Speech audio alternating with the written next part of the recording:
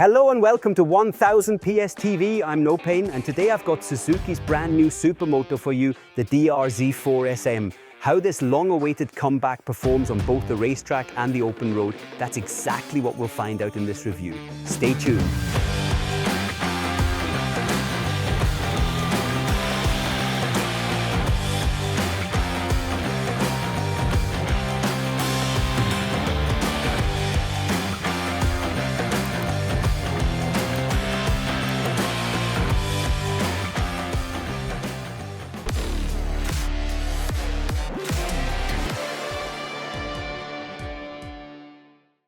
Welcome dear 1000 PS fans. My last video on the KTM 390 SMCR wasn't all that long ago, and today I already get to introduce you to the next highly anticipated A2 Supermoto, the Suzuki DR-Z4SM. The legendary 400 Supermoto is back on the European market, now with a fresh design and updated technology, including Euro 5+, an electronics package, and a few other nice features. Despite all these updates, it has remained true to its down-to-earth Supermoto roots. Only when it comes to price, it now plays in the premium segment.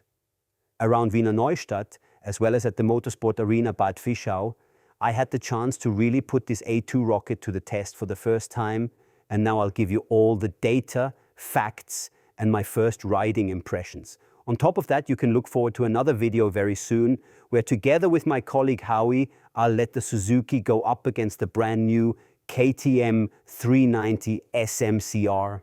And to make sure this comparison is absolutely fair, we swapped out the stock tires on both bikes for Conti Attack Supermoto 2s. That way we can test both machines under nearly identical conditions, on the racetrack and on the road. For the seasoned riders among you, I probably don't need to say much about the Contis. The Attack Supermoto 2 is a track-proven high-performance tire with full road approval, ideal for sporty riders and lightweight supermotos, offering massive grip, agile handling, strong stability, and even a bit more mileage compared to its predecessor. But let's get back to the Suzuki. Let's start with the visual impression. The DR-Z4SM, with its purist yet futuristic design, already looks really cool. The body lines flow nicely and horizontally from the front all the way to the tail, giving it that sporty, slim Supermoto look. The header pipe and the exhaust fit perfectly into the overall image. And with details like the airbox, the aluminum frame reinforcements, and the aluminum swing arm, you get another extra shot of pure bike porn. Add in a new LED headlight, LED indicators, and an LED taillight. Both visually and functionally, that's exactly my kind of setup.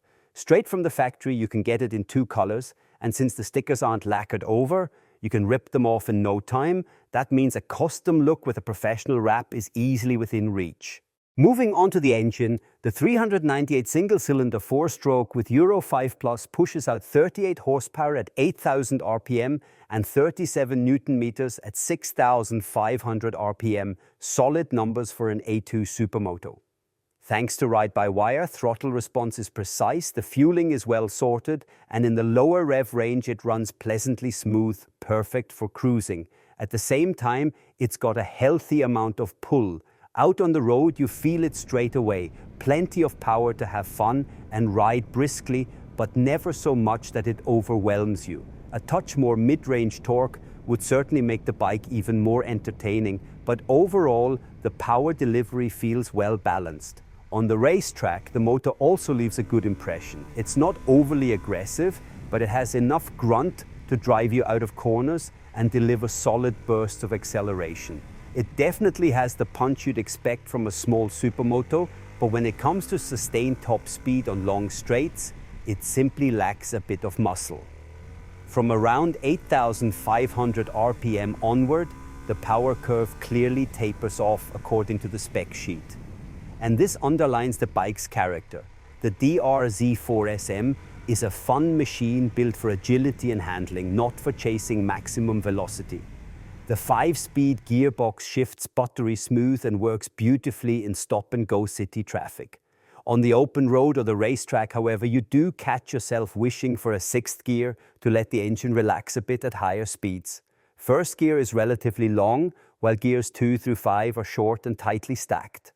So you find yourself shifting quite a lot. In 5th gear, once the revs climb higher, the engine starts to feel a bit strained.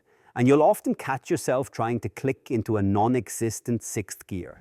Suzuki justifies the 5-speed setup by pointing to its slimmer, lighter design and increased durability. Fair enough, we'll take that explanation as it is. A quick word about the clutch. The oil bath multi-plate unit with Suzuki's clutch assist system, SCAS for short, delivers smooth gear changes even when riding aggressively without the rear wheel stepping out. Shifts feel almost digital, and despite the traditional cable actuation, you can modulate it cleanly with just a single finger.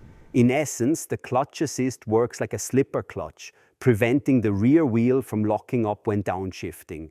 That's well thought out. What you won't find, however, is a quick shifter. On the positive side, let's talk about weight, frame and chassis. Fully fueled, the DR-Z4SM tips the scales at just 154 kilograms, making it light and agile, and you feel that immediately.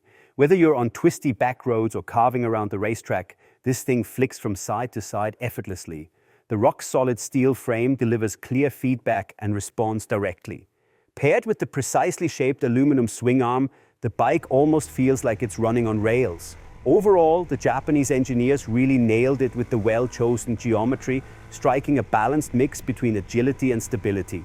The steering angle comes in at 63.5 degrees, trail is a short 95 millimeters, and the wheelbase measures 465 millimeters.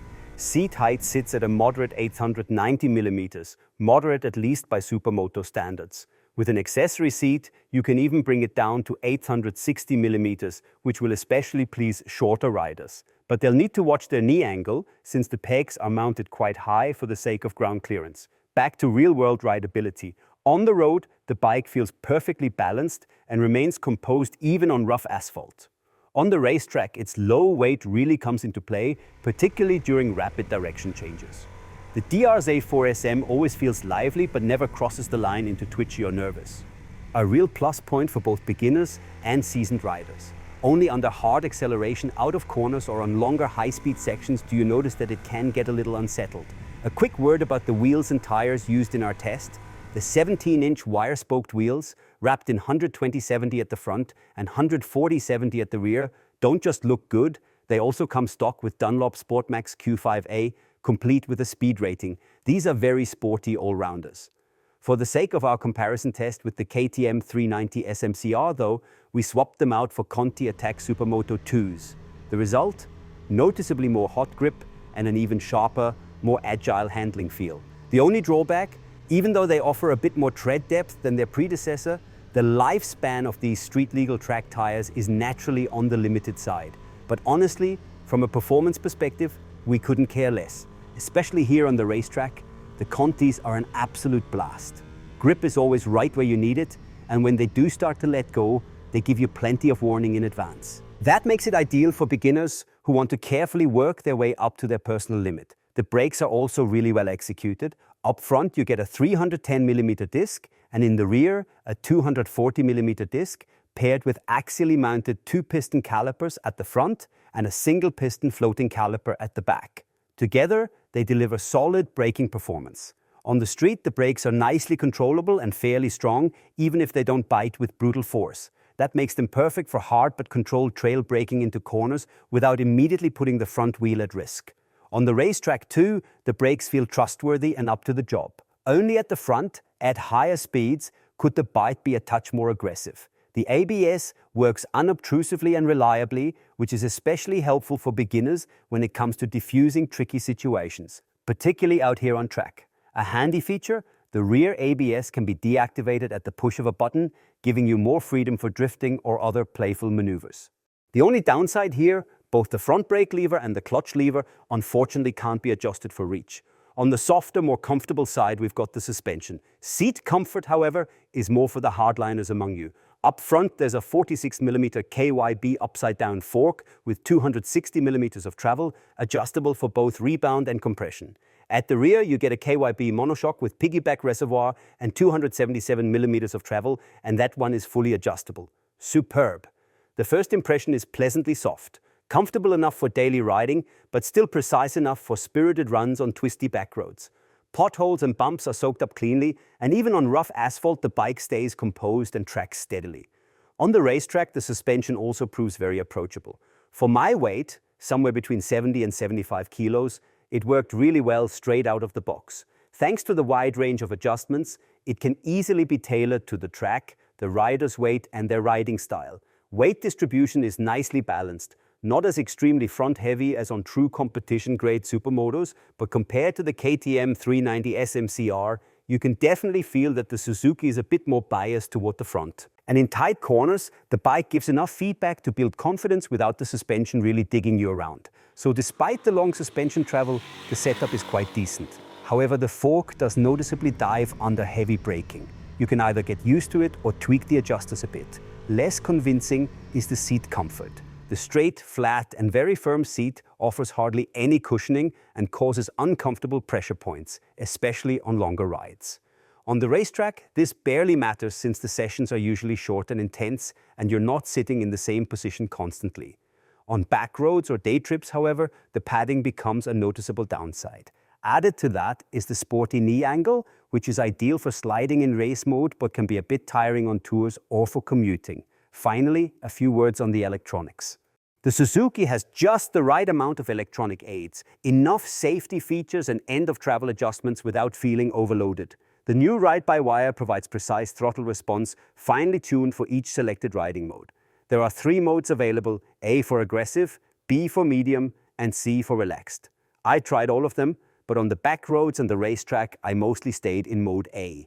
Overall, the power is still quite manageable. The traction control isn't lean angle dependent, but can be set in 3 levels or completely switched off. On the back roads, I tried levels 2 and 1, and on the racetrack, the G mode, G for gravel. A mode specifically labeled SM for Supermoto would arguably make more sense, but the Supermoto apparently shares the same display one-to-one with the Enduro. Regarding the ABS at the rear wheel, I simply deactivated it with a push of a button here in the motorsport arena to have more freedom for drifting. In theory at least. The LCD display is a bit old school, but apart from the tachometer, it shows all the important information, including gear indicator and fuel level. The readability is okay, though in strong sunlight a modern TFT would be advantageous. Overall, the electronics on the Suzuki work reliably and intuitively, but, and this is a big but, there is no quick shifter. And that's despite the ride-by-wire system being technically ready for it. Retrofitting is currently not possible.